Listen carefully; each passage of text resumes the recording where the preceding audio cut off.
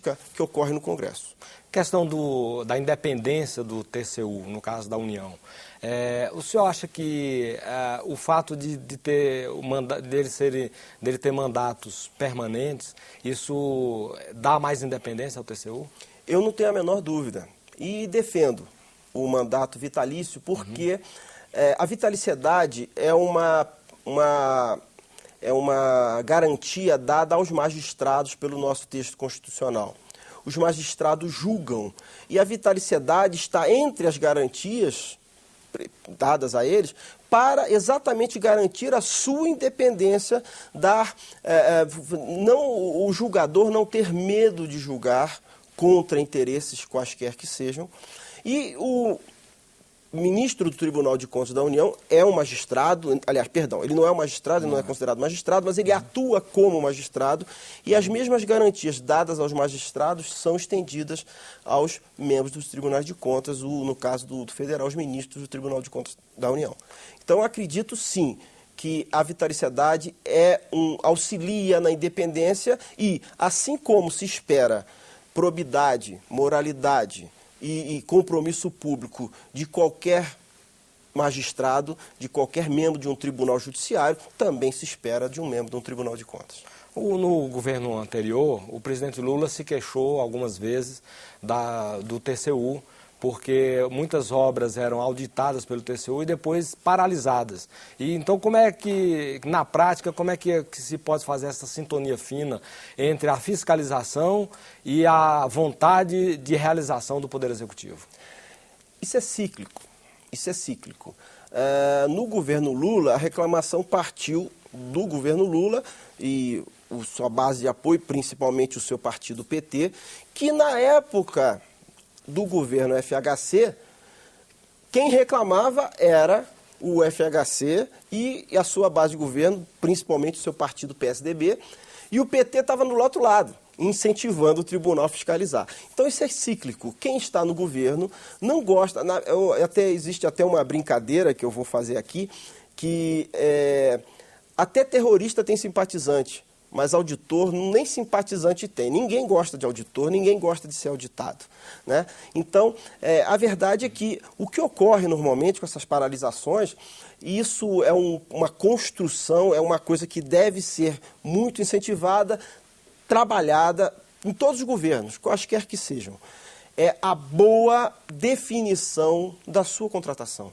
Normalmente essas obras elas param porque há falhas estruturais na sua concepção.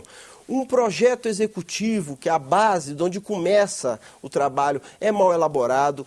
Existem falhas, brechas, que permitem muitas manobras, às vezes normalmente de forma involuntária, e outras para aqueles que merecerão uma sanção mais gravosa, de forma dolosa, para que seja exatamente possível movimentações.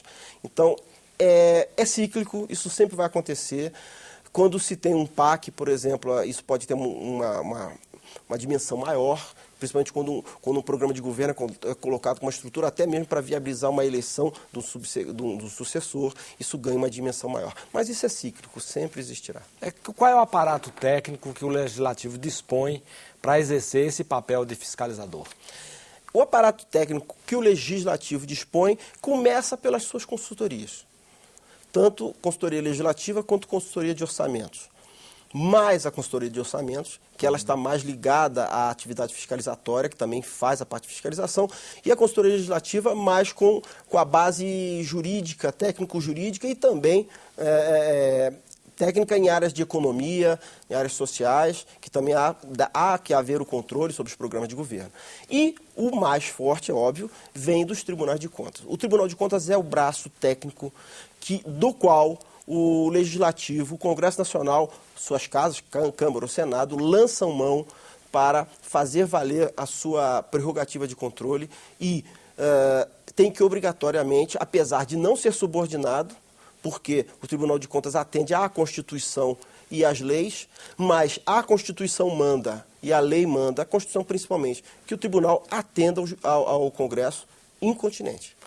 Você fala no seu livro, e vocês técnicos têm esse jargão, do controle vertical e do controle horizontal. Eu queria que você explicasse para a gente o que é esses dois conceitos, que são esses dois conceitos? São conceitos que, ao final, eles se, vamos dizer assim, se tocam, né? Porque o controle horizontal é o controle exercido entre pares, entre os poderes. É o chamado, expressa-se no checks and balances, que vamos dizer assim, que é a tripartição de poderes autônomos entre si, mas que eles se fiscalizam mutuamente, certo?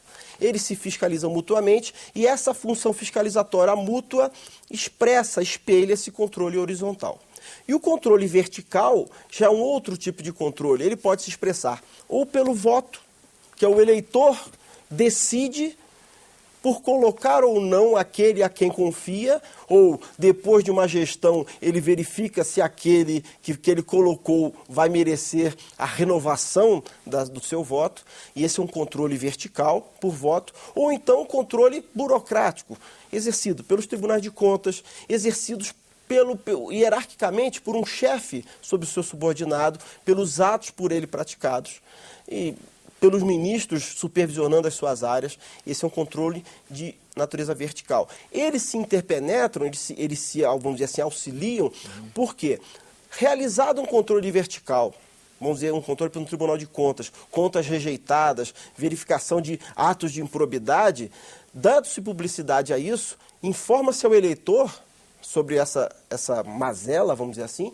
e essa informação permitirá que o eleitor, na hora de votar, não realize esse voto. E também, no controle vertical, informações que estão fora da seara de um Tribunal de Contas, por exemplo, algum ilícito administrativo, vamos dizer, não ilícito, mas uma desconformidade administrativa, pode também ser um ilícito penal. E aí haverá também a atuação do Ministério Público e, posteriormente, do Judiciário para reprimi-lo. A área técnica gosta também de um termo que atribui grande importância a esse termo, que é o termo em inglês chamado accountability. Accountability. Sim. Explica para a gente por que é tão importante esse termo e o que é accountability. Ele é tão importante